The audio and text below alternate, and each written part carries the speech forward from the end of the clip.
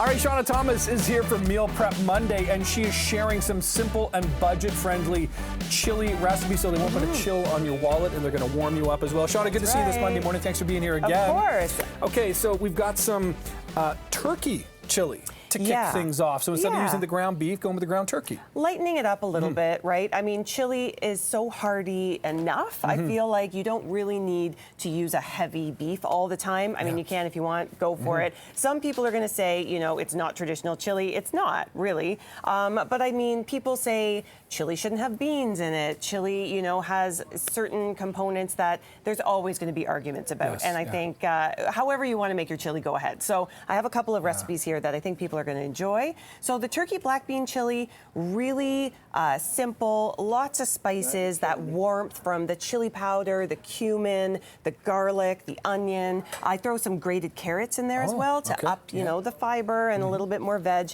And if you don't like black beans, you can always use like kidney beans or something else as well. But it comes together on the stove really, really easily, and it just makes your house smell amazing, right? The newsroom, I was saying, in the Tease to Break smells amazing. Yeah. I'm just imagining argue over chili. I mean, it's just meant to warm your soul. Exactly, You know? it is. But I think it's the diehards down in Texas that would tell you, you know, no beans are allowed in chili. But then there's other Southerners where, you know, because that's where chili originates. That is where they're like, no, we're going to throw some beans in there. But I really think it's a personal preference. So whatever you enjoy, right? Okay, from the dark to the light. Yeah, so this changes it up a little bit. So some people, and especially kids, they see the dark red chili with the beans, and they're like, no, thank you. This one I make completely in a crock pot. Okay. So in the morning, you throw a couple of chicken breasts, you have your corn, and I throw in some jalapenos in there, or peppers, whatever Do you you like. shred the chicken breast first? No, so that's what's so great. So I have it on high for about 6 hours, and then you just go in with a couple of forks and shred the chicken right in there, and it just falls apart. Okay.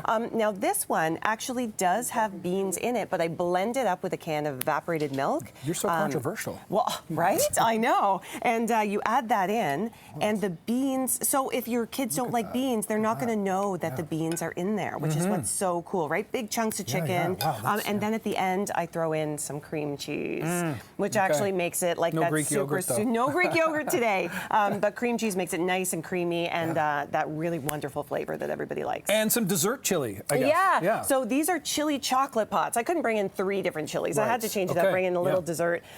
So these ones are a spicy chocolate mousse, essentially. But the cool thing about it is when you make like a custard or something like this, a lot of the time you have to sand over the stove with a whisk with the eggs and all of that. This one, it's all in the blender. So you blend a couple of eggs with the chocolate and the spices, vanilla, cinnamon, chili powder, and I add some cayenne. So there's a little bit of heat in there. What about these mini jars you've done here? This is very nice display. I know, aren't they cute? Yeah. So if you're having a party... Is that party... like a serving size, effectively? Yeah. So you want to just have a little bit. It's very rich. And like I said, it's got that little kick to it and a little bit of spice. But you could top these up with some whipped cream. You add some flaky salt in there, some extra chopped chocolate, something like that. But you just heat up coconut milk, add it to the blender, whir it all together, put it in your fridge, and let it sit until you're ready to eat it. Okay, we've got to leave it there. Seanna, thanks so much. This is I love the little hot kick we're getting from this chili chocolate pots. Isn't it nice? You can find the recipes where again? Seanna Thomas Nutrition on Instagram. All the videos will be up there, and Facebook as well. All right, thanks so much, Seanna. Appreciate this. We'll see you next week.